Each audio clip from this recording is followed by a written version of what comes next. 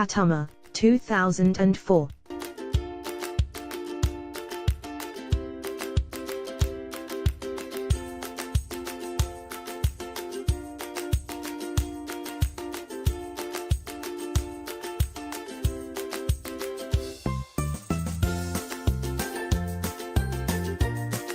To give credit wherever credit is due, EA's Link game is well higher than the motion picture show. Even so, Catwoman could be a slog to play through.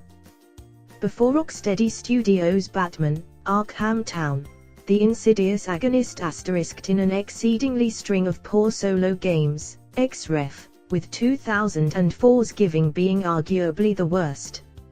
Associate in nursing action platformer delayed by a weird management theme that sees attacks mapped to the proper analog stick.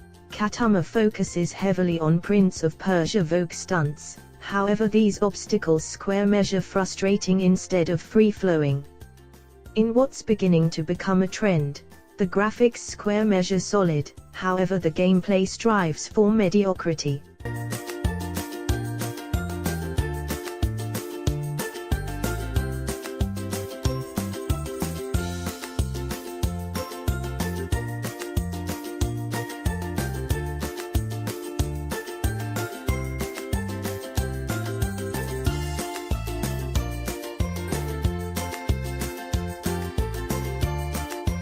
Young Justice, Legacy, 2013.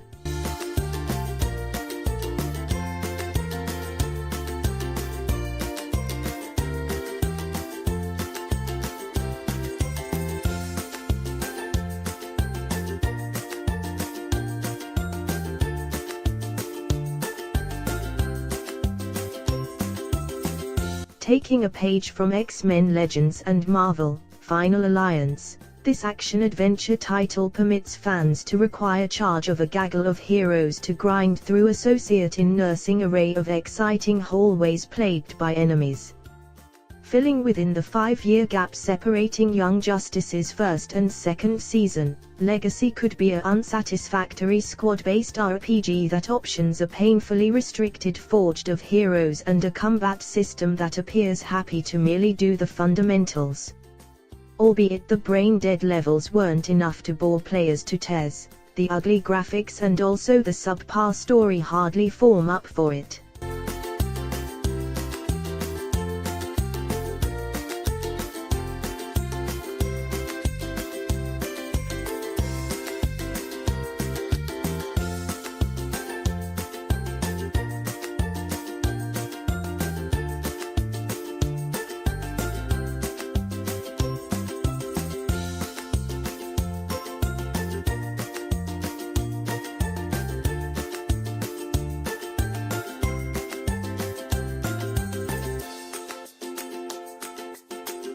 Batman Forever, 1995.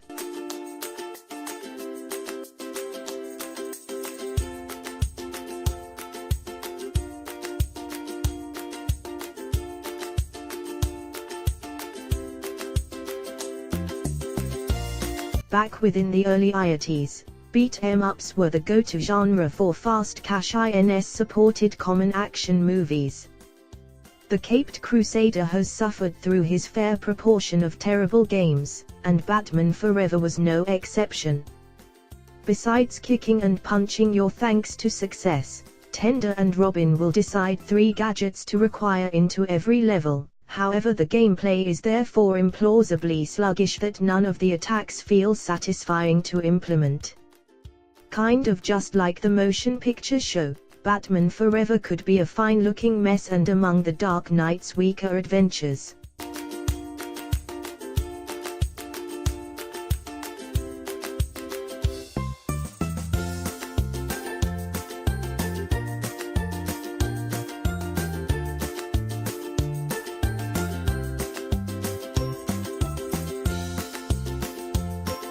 Batman Beyond, Comeback of the Joker, 2000.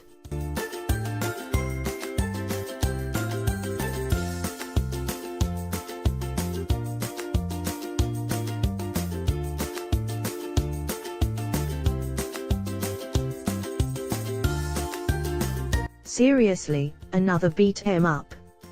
Not like Batman Forever. Return of the Joker came out on the PlayStation 1 and Nintendo 64 within the year 2000, therefore this kind of game was already thought about ancient. Following the plot of the exceptional animated motion picture show, Terry McGuire's tender punches through an endless stream of faceless enemies. However, the stiff animation makes it seem to be the caped crusader is regularly fighting a losing battle with constipation. Repetitive and also the good cure for sleep disorder, Return of the Joker is therefore unhealthy that it nearly sounds like a prank coordinated by the titular villain.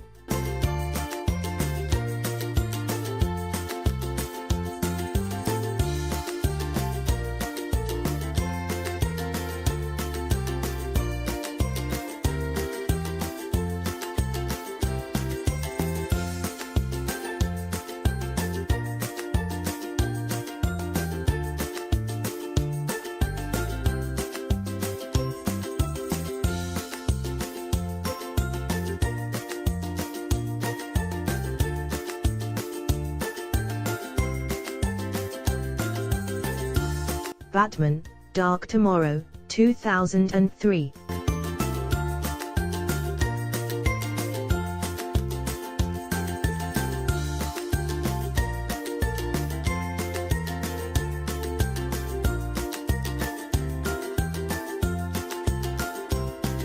Looking back over Bruce Wayne's resume, it's a miracle the Arkham series finished up being something aside from dreadful. Amidst an intensive library of rotten commissioned games, Dark Tomorrow stands as Batman's smelliest crap. With the exception of the cut scenes, nothing during this train wreck really works well. Combat boils all the way down to a similar attacks and enemies ought to be handcuffed once being knocked down, which means players square measure forced to sit down through a similar clip anytime a fight takes place. Instead of the Joker, Dark Tomorrow's camera is Batman's worst enemy, however the unresponsive controls and painful graphics additionally place up an interesting fight.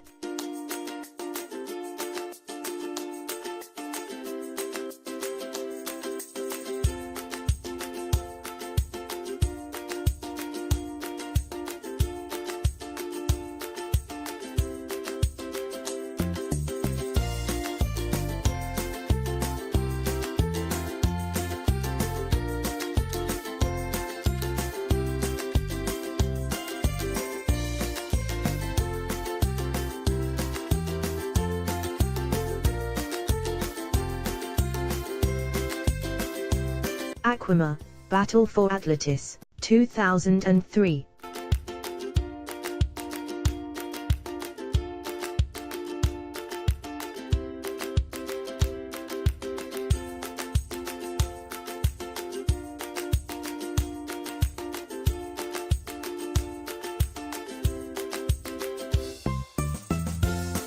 As the Fish Whisperer's exclusive solo computer game, Aquaman hit such associate in nursing irredeemable low that the hero might ne'er actually recover.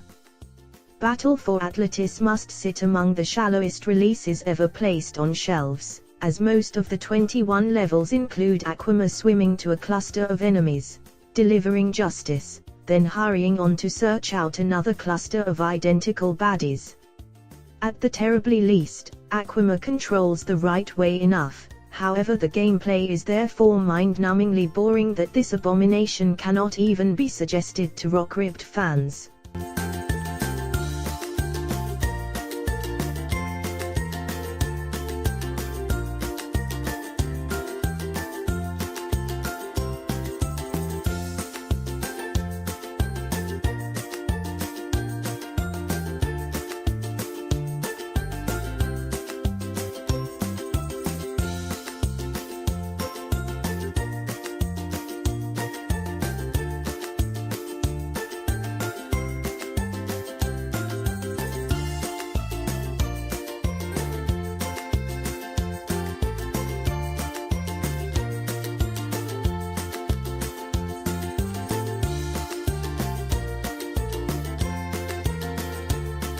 Superman, 1999.